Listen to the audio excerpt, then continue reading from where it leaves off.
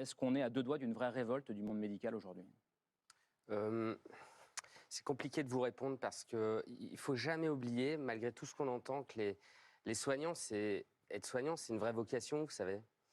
Quand on a envie d'être médecin, c'est parce on se sent un peu habité par une mission, infirmière, aide-soignant, ambulancier, sage-femme. Il y a une vraie mission qui, pour moi, relève plus de l'humanisme que... Voilà. Alors, parler de révolte, j'ai du mal, mais par contre, on est des êtres humains quand même. Ouais. Donc on peut crier. Et on peut crier pour dire que ce qu'on est en train de vivre comme condition est insupportable. Insupportable en termes de matériel, de sous-effectifs, et puis vraiment de maltraitance. Parce que, vous savez, un jour, il faudra faire les comptes. Hein.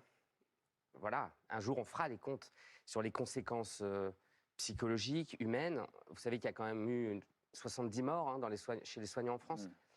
On en parle très peu. Il y a une première crise qui a ébranlé tout. On en parle très peu. C'est incroyable comme on n'en parle pas beaucoup, en fait.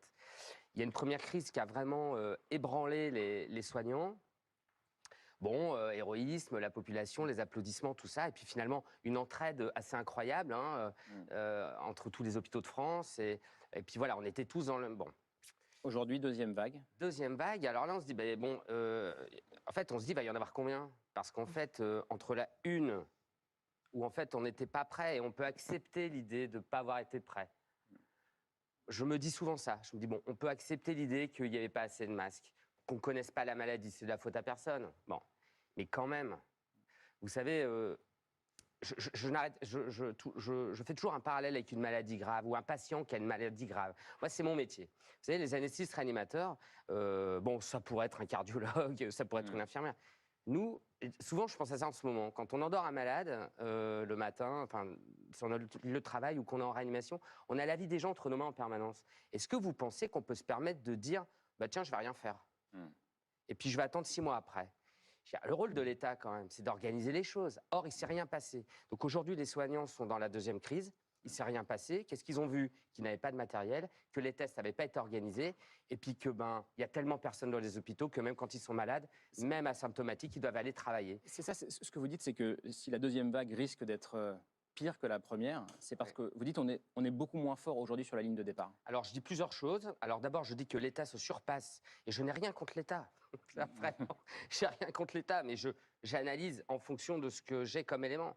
L'État se surpasse parce qu'il arrive à être plus mauvais pour la deuxième crise que la première. C'est quand même un comble. Moi, si j'ai 2 fois le même problème de santé chez un patient, la deuxième fois, quand même. Alors, nous, les médecins, on est un peu meilleurs en maladie. Mais en quoi l'État est plus mauvais aujourd'hui? Eh ben parce qu'en fait, il ne s'est pas rendu compte qu'on serait moins fort sur la même ligne de départ sans renfort. Ouais. C'est-à-dire qu'il ne faut pas croire qu'on est à armes égales qu'en mars. Il y a plein de monde. Bon, voilà, les sujets en ce moment sont dans la presse. Il y en a qui démissionnent, il y en a qui arrêtent. Donc, il manque des paramédicaux plus qu'en mars. Si on dit l'inverse, c'est que c'est un mensonge. Les professionnels de santé dans leur ensemble, qu'est-ce qu'ils se disent? Qu'est-ce qu'on ressent? Et moi, je le ressens, vous savez. Il n'y a pas de pilotage. Il n'y a aucune anticipation. Rien n'a été préparé. Et je ne comprends pas comment on peut en arriver là. C'est-à-dire que moi, il ne faudrait pas me demander mon avis sur les affaires étrangères, par exemple. Je suis quelqu'un de très humble et je serais incapable de raisonner, ou même économie, justice. Bon, voilà. Mais la santé, c'est mon métier. La santé, c'est mon métier. J'ai confiance en l'État. Donc, je sais que le président, il n'est pas médecin, mais c'est un fils de médecin, je crois. Pourquoi il ne s'entoure pas? Pourquoi il ne s'entoure pas d'experts? Il a un conseil scientifique. Pourquoi moi, qui suis médecin anesthésiste, oui, dimanche, je devrais être avec ma famille pour me reposer. Pourquoi moi je suis obligé de venir sur les plateaux de télévision?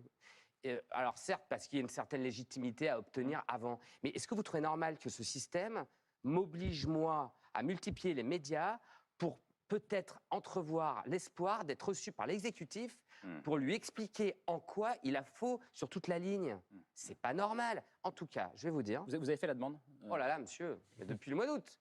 Et puis alors, au mois d'août, j'étais un peu en forme, hein, donc je demandais un débat avec Olivier Véran, parce que je pense que je connais mieux la santé que lui, ou en tout cas, je peux apporter un éclairage supplémentaire. Quand on fait le Ségur et qu'on fait le Ségur que sur l'hôpital, vous savez ce que ça veut dire aux soignants? Je n'ai rien compris à la santé. Parce que la santé, c'est la ville aussi. Le médico-social, les sages-femmes, pas invitées au Ségur, les aidantes à domicile, Vous savez comment ça marche aujourd'hui le soin en France, hein? Les aidantes, on n'en Ouais. parle jamais. On n'en parle jamais. Le médico-social, les kinés, les infirmiers libéraux. Vous savez comment ça s'est passé la première crise quand même? Il y a des infirmiers libéraux mais qui ont été héroïques. Les médecins généralistes qui n'avaient pas de masque. Alors non seulement le Ségur n'a pas répondu à tous ces gens-là, alors si pour la médecine de ville, il s'est passé quelque chose de très intéressant début octobre, hein, voilà, les soignants de ville ont appris qu'ils n'auraient plus de distribution de masques. Donc, alors en fait, j'ai quand même un peu l'impression qu'ils sont perdus, mais à ce moment-là, ils doivent écouter les mouvements d'appel.